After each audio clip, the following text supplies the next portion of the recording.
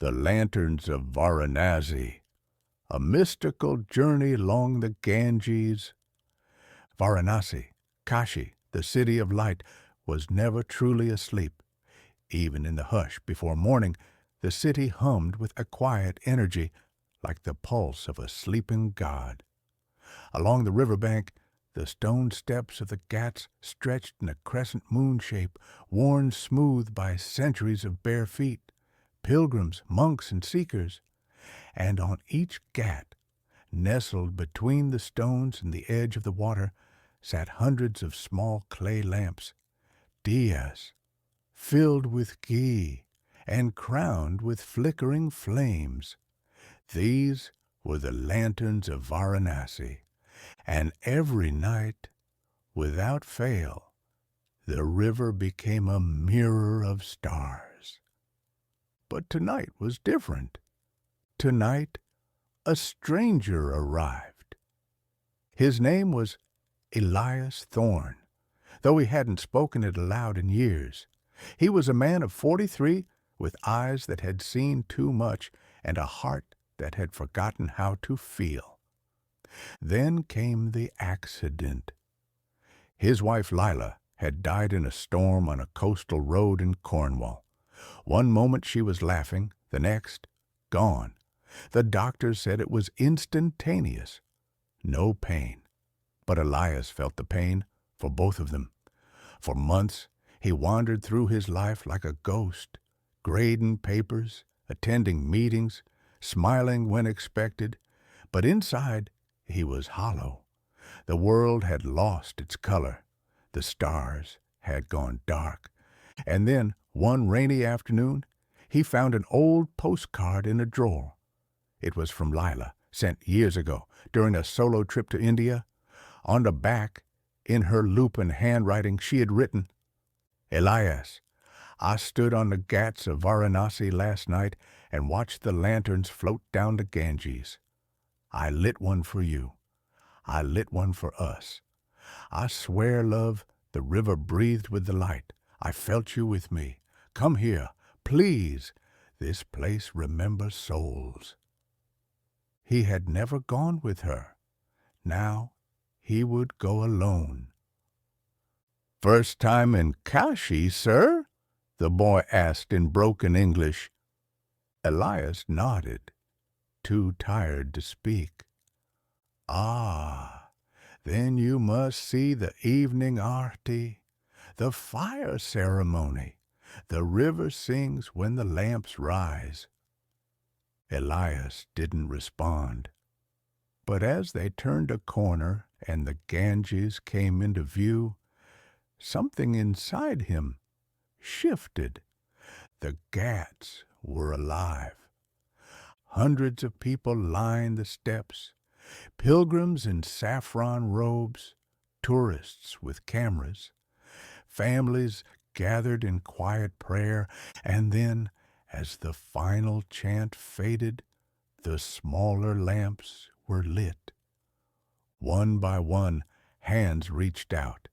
Fingers touched flame to wick, and soon the entire riverfront glowed with 1,000 tiny fires. Elias stepped onto the ghat, his shoes left behind. The stone was warm beneath his feet. He walked slowly, drawn not by curiosity, but by something deeper, an invisible thread pulling him forward. An old woman sat near the water, arranging clay lamps on a wooden tray. She looked up as he approached, her eyes milky with cataracts, yet sharp with knowing. "You carry a heavy heart, traveler," she said in Hindi, but Elias somehow understood. "I do?" he whispered. She handed him a diya. "Then give it to the river. The Ganges takes sorrow. She returns peace." He took the lamp. It was small, unglazed clay, the kind used in villages for centuries. He dipped his fingers into the ghee, then touched the wick to a nearby flame. The fire caught, dancing gently. "What do I say?" he asked. Say nothing, or say everything.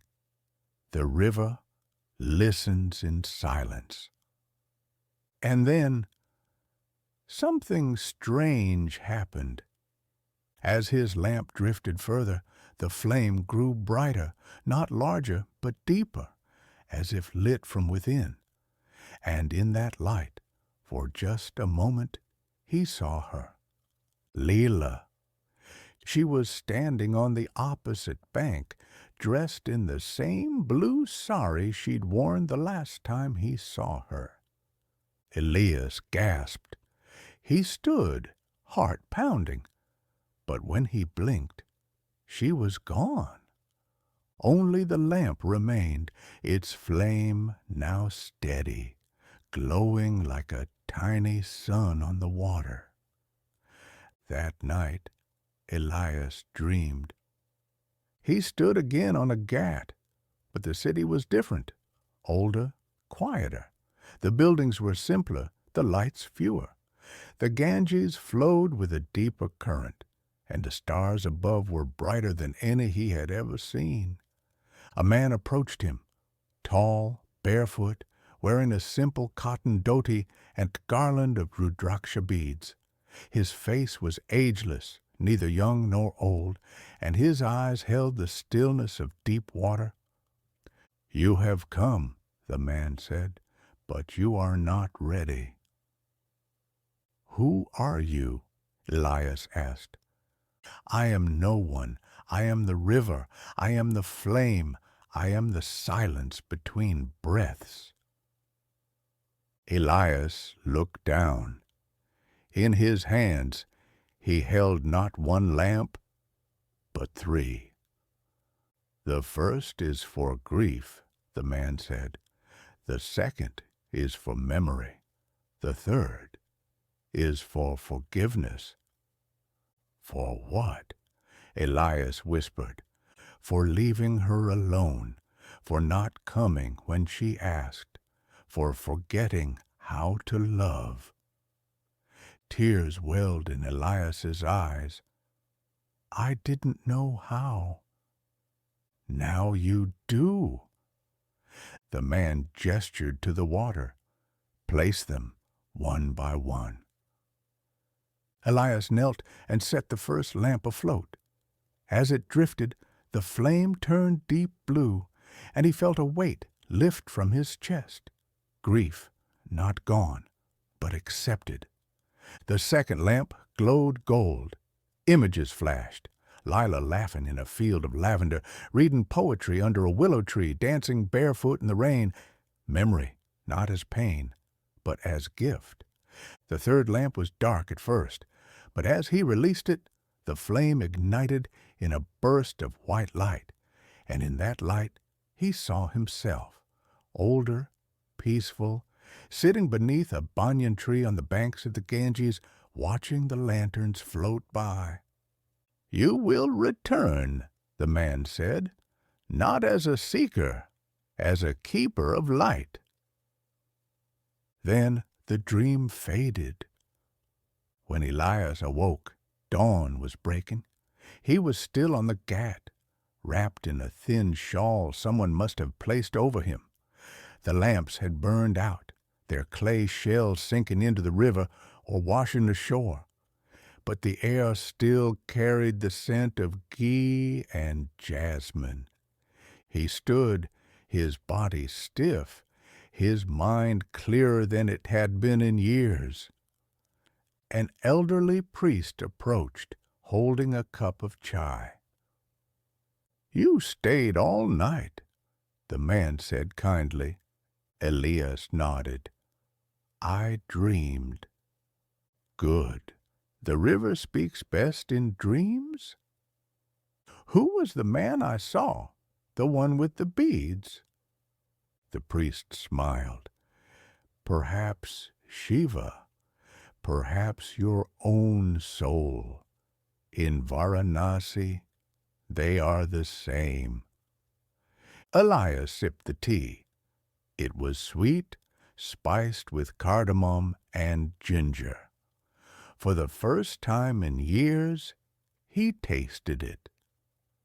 "I'd like to light another lamp," he said. "Of course." This time he carved his own diya from soft river clay. He shaped it slowly, carefully, pouring his intention into every curve. When it was dry, he filled it with ghee and lit the wick. But he didn't release it. Instead, he carried it with him as he walked along the ghats, past Dasaswamed, Manikarnika, Panchganga. He watched the morning rituals, the bathers washing away sins, the sadhus meditating in silence, the children laughing as they chased pigeons. And as the sun rose fully over the city, he placed the lamp on a small shrine by the water. "For Leela," he whispered, "and for me." And so Elias became a guardian of the lanterns. Every evening he arrived at Asigat with 10 clay lamps. He lit them one by one, placing them gently on the water. Sometimes others joined him, pilgrims, children, grieving parents. He never spoke much.